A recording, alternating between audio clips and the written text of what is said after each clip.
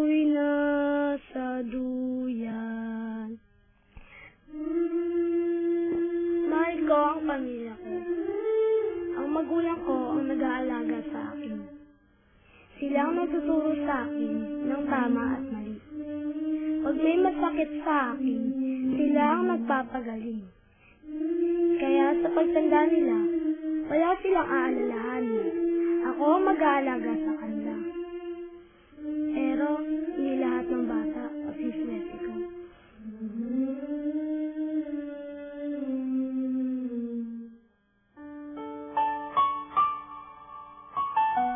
Maraming mga bata ang lumalaking mag-isa.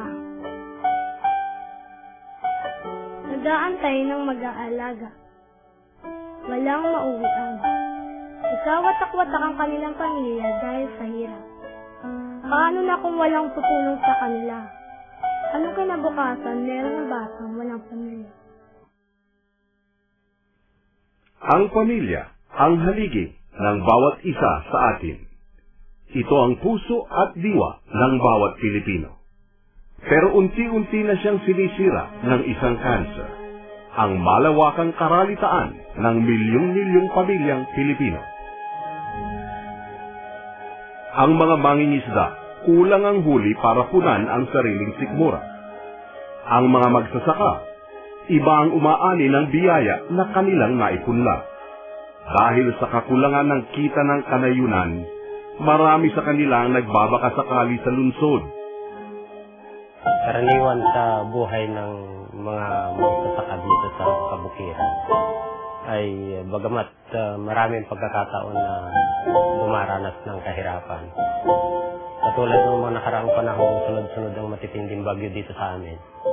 Sinanais ng iba na lumuwas na syudad. Pero naisip nila na para silang sa dilim na hindi nila alam kung ano magiging buhay nila roon. Pagdating sa lungsod, napapasama sila sa mga pamilya ng mga maralitang taga-lungsod na walang masilungan. Walang pagkakataong makakuha ng sapat na edukasyon, walang makuhang sapat na hanap buhay, at walang magawa sa paglala ng kalusugan ng kanilang mga pamilya. Di man lamang makakuha ng mga abot-kayang gamot. Marami na tuloy ang napipilitang maghanap buhay sa ibang bansa at nahihiwalay sa kanilang mga pamilya.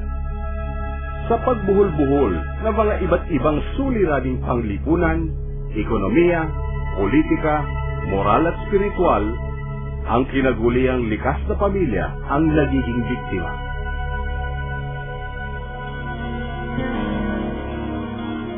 Kailangan ng pamilyang Pilipino ng mga tunay na sugo upang madinig ang kanyang mga daing. Kailangan ng pamilyang Pilipino ng mga tunay na tinig o boses sa Kongreso na magpapalakas o magtatalaga ng mga batas at mga programa at masuring hahanapin at ipakikita sa kanya ang mga iba't ibang programa at serbisyong binabayaran ng kanyang mga buwis. Pero paano mangyayari ito kung sa tradisyonal na sistemang pampolitika, ang mayayaman na may pera para sa pangangampanya o ang may kapangyarihan lang ang makakaupo sa pwesto? Kilalanin ang party list system. Ang party list ay isang kahanga-hangang sistema na itinatag upang mabigyan ng pagkakataon ang mga mahihirap na magkaroon ng sariling kinatawan sa Kongreso. Sa sistemang ito, hindi lang isang tao ang nabibigyan ng pagkakataon, kundi isang grupo ng taong nagkakaisa sa kanilang layunin. Sa bawat 2% na boto na makuha ng isang party list simula sa total na boto para sa lahat ng mga party list na tatakbo, ay mabibigyan ito ng isang pwesto sa Kongreso. Mahirap man at aba, kung magkaisa at magsama-sama, maririnig din ang masa.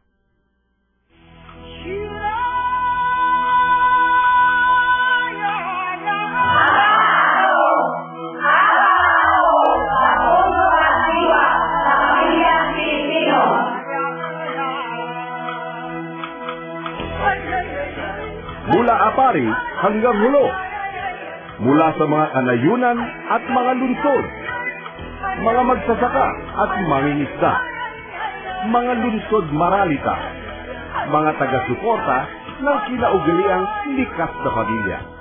Mula sa kanilang pagkakaisa, nabuo ang isang alyansang puso't diwa ng pamilyang Pilipino.